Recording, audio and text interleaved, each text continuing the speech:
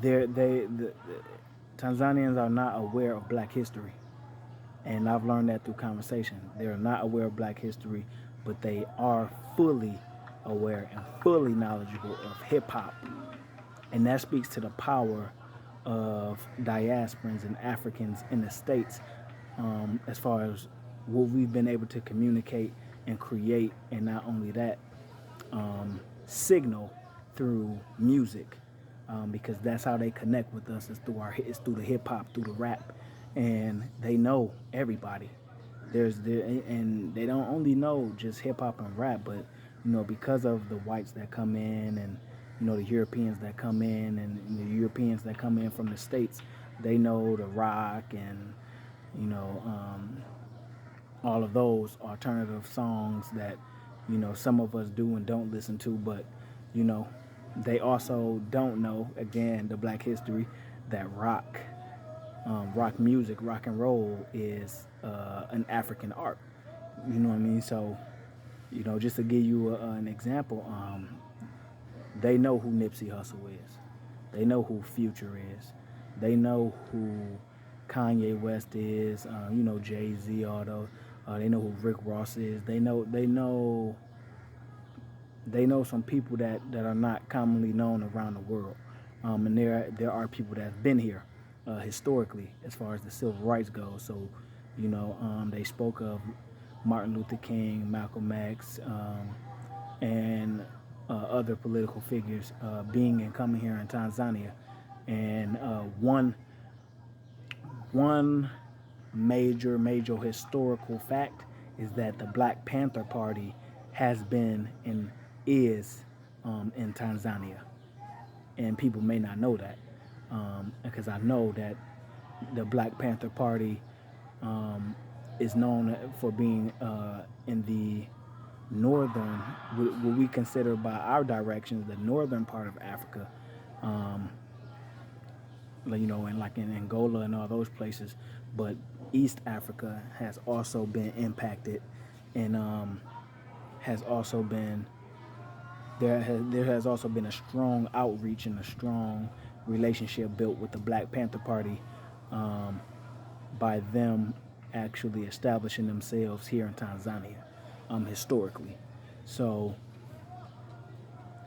like I said, they don't know Black history as far as who invented what, who did what, who do. Like with the American flag, that a black man invented that. The American flag that's getting waved around, but they do share the same sentiments. We do share, and as we should, because we all Africans. But they do share the same values and principles as far as unity and unionizing with the diasporans, and diasporans unionizing with Africans, and not just here in Africa, but realizing that Africans are in South America, Africans are in the Caribbean, Africans are in Europe. For example, there's a Olympic runner.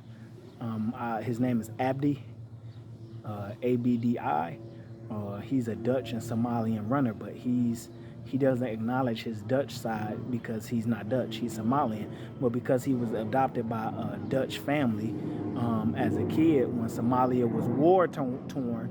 That's the only reason why he's acknowledged as a Dutch Somalian. But if you read his story and you read into his history, it was another Somalian runner, another African runner in the Olympics that he helped actually get to the finish line, even though he was ahead.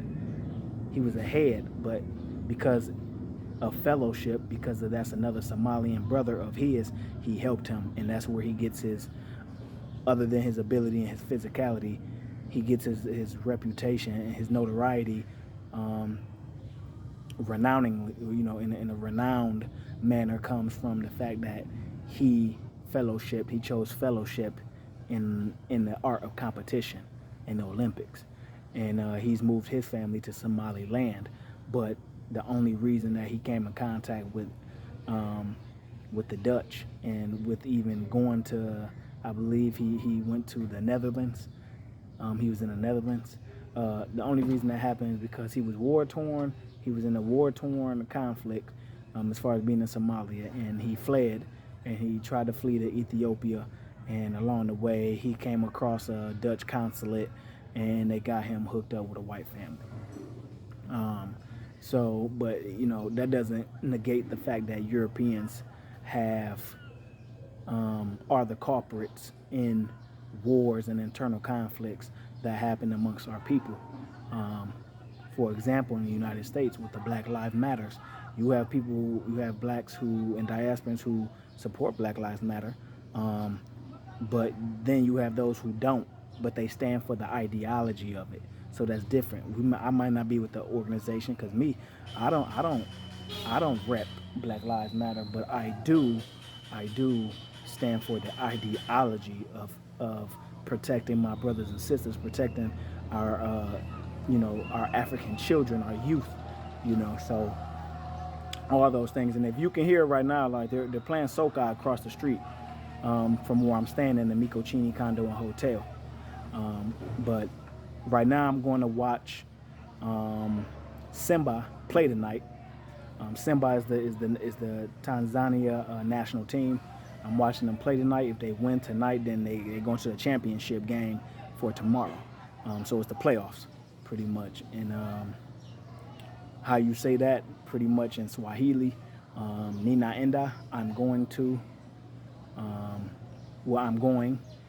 kuangalia to watch Simba cheza play soccer usiku tonight. So that's what I'm going to do.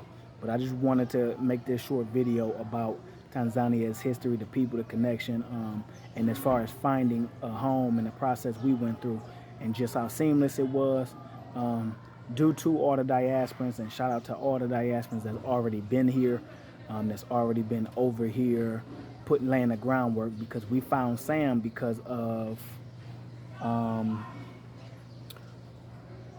a woman that my wife follows, my MK. I think her name was Leela or Lila or Lillian. I forgot what her name, but I've connected myself with Wanda.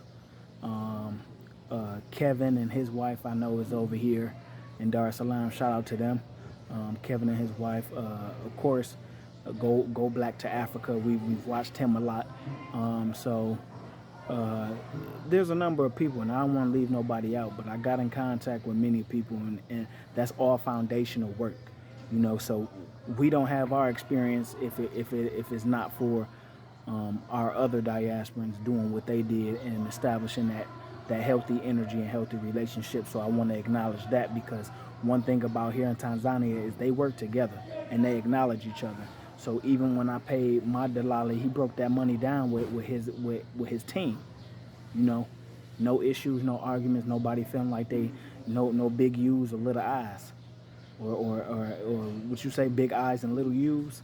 None of that. Whatever that phrase is, there was none of that. Everything went smoothly and everything was respectful. So, Kwaheri,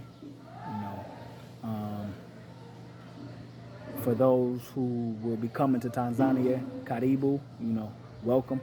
But as far as for everyone else, whenever you're seeing this video, whatever time of day it is,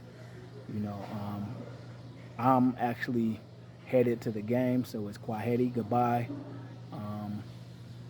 And I'm sure in response, all of you out there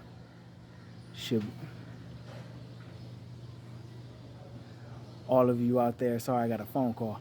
In response, all of you out there, should be letting me know Asante Karibu Tena, So I'll see y'all again on the next one. All right. Asante.